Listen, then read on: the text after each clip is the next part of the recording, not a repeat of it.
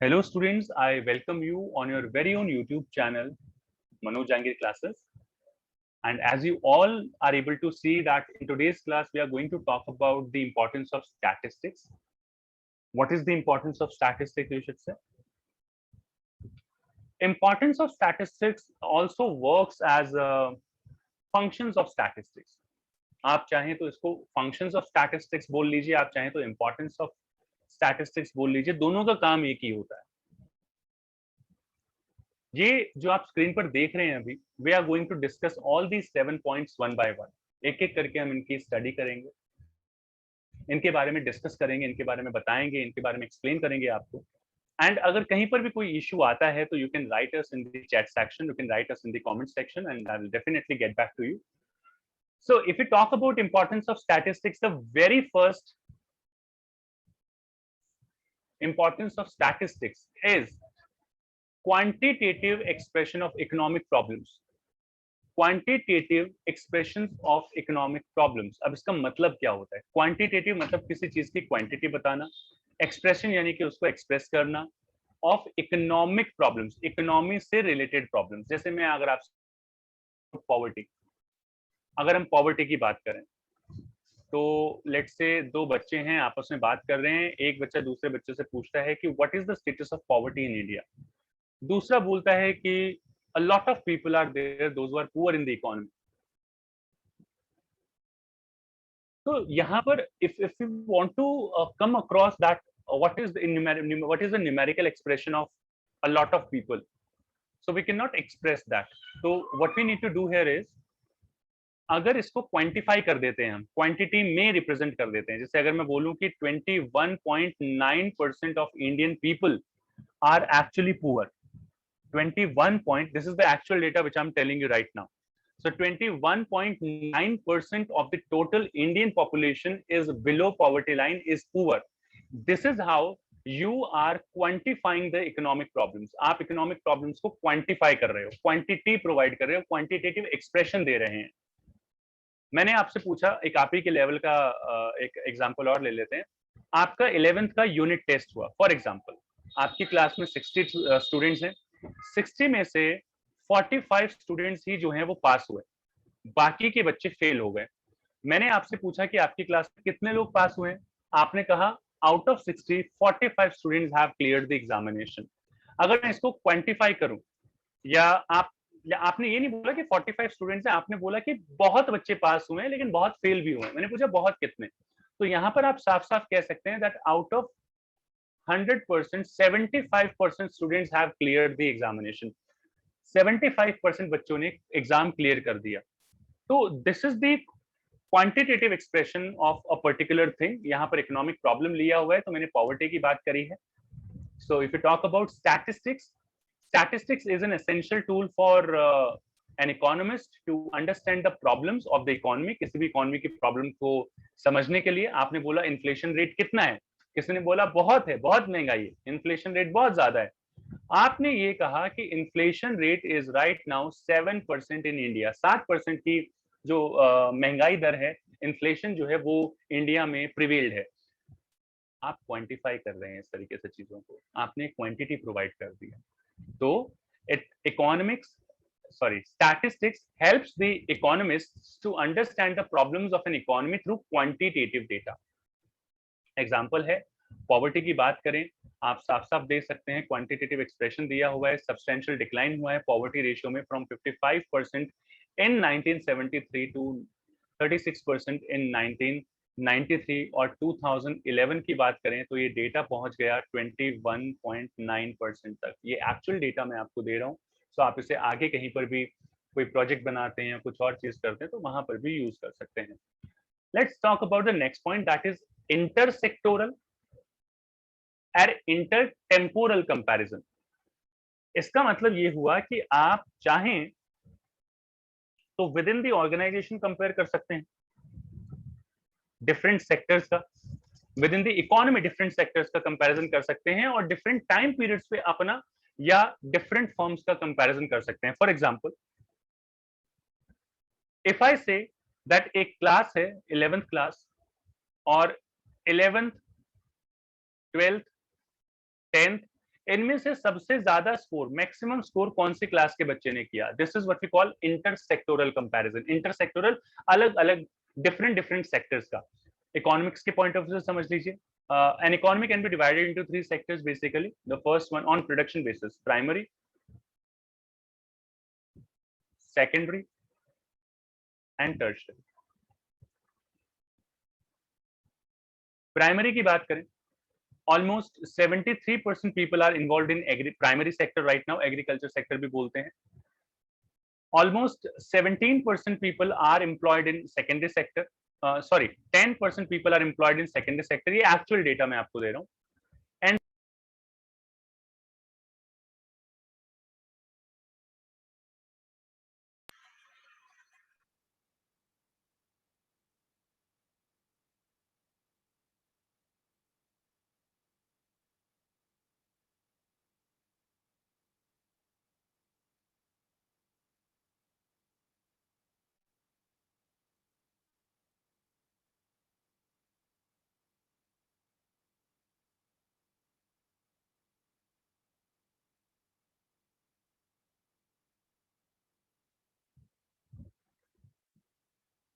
so if you will have a look, तो आप देखेंगे कि प्राइमरी सेक्टर में सबसे ज्यादा लोग काम करते हैं.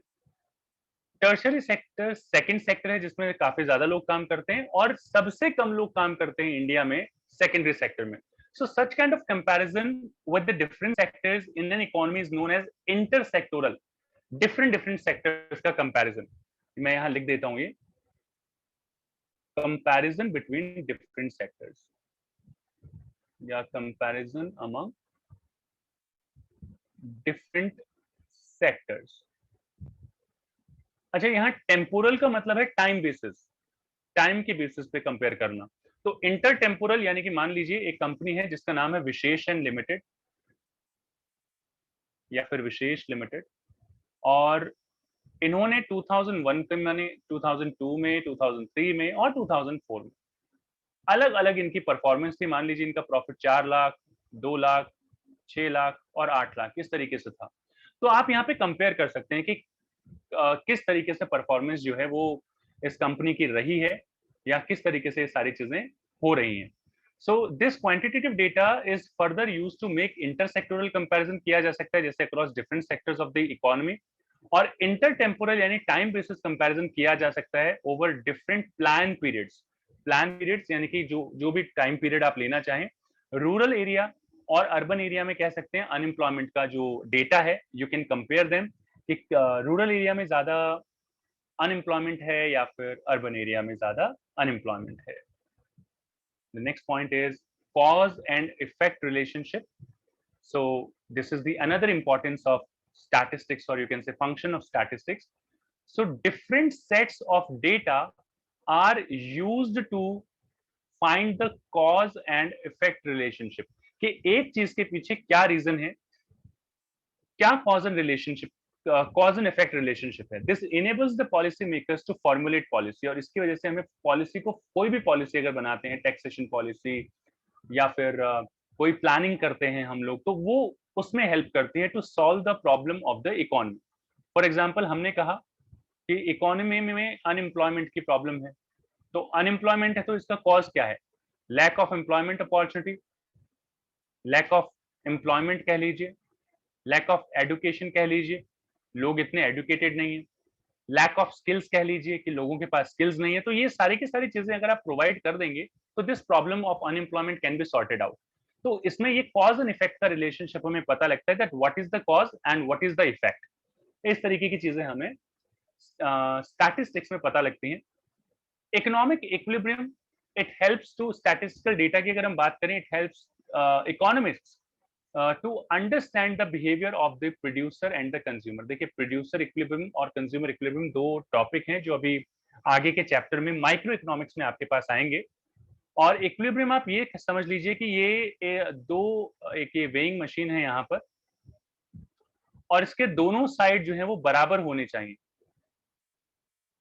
इक्वल होनी चाहिए. जैसे कि ये डिमांड है और ये सप्लाई है, तो जहां ये बैलेंस होना चाहिए, इस बैलेंस को आप बोलते हैं इक्विलिब्रियम. तो इकोनॉमी में जो मार्केट फैक्टर्स हैं उनमें इक्विलिब्रियम होना चाहिए. Example, how the producers chooses the combination of inputs to produce goods and services to maximize their profit.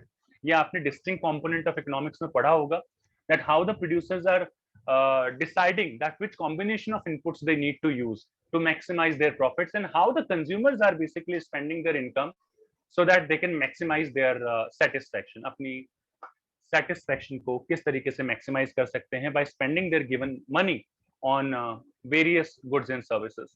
So जब वो ये combination achieve कर लेते हैं, maximum satisfaction का for a producer, maximum satisfaction for a consumer, maximum profit for a producer, that is what we call equilibrium. तो equilibrium को achieve करने में भी हमारी help करता है.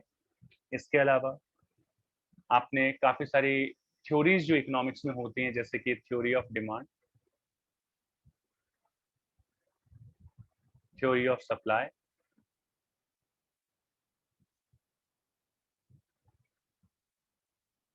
ये हमने फाइंड आउट की स्टैटिस्टिकल डेटा से. कैसे हमने फाइंड आउट किया? When the price of commodity increases, it's demand decreases, and when price of commodity decreases, it's demand increases. ये दो चीजें हमने पढ़ी.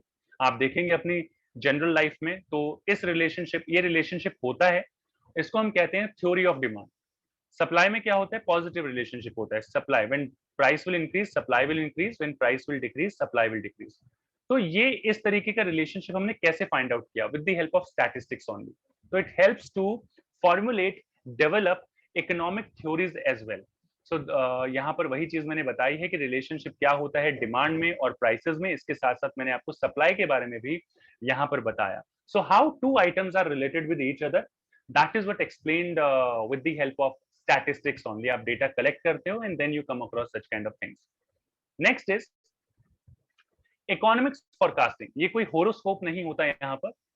This forecasting is dependent on previous facts. ये प्रीवियस डेटा बेस्ड होती है. ऐसा नहीं है कि आंखें बंद करके आपने तुक्का मार दिया कि हाँ इस बार इतना होगा. फॉर एग्जाम्पल, लेट्स से 2006, 2007, 2008, 2009, तो ये अलग अलग टाइम पीरियड हैं. और आपने देखा कि पहले हमारा जो प्रोडक्शन था वो 2 लाख क्विंटल था, QTL. फिर 4 लाख क्विंटल हुआ, फिर 6 लाख क्विंटल हुआ.